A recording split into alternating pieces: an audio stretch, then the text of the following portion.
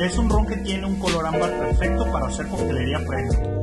Lo hacemos en un vaso Old Fashion. Consiste en 45 mililitros de flor de caña 12 años, 4 gotas de amargo de angostura y una cucharada de azúcar.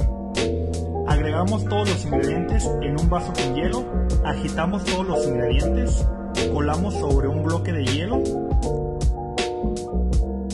y adornamos con un twist de naranja y una cereza.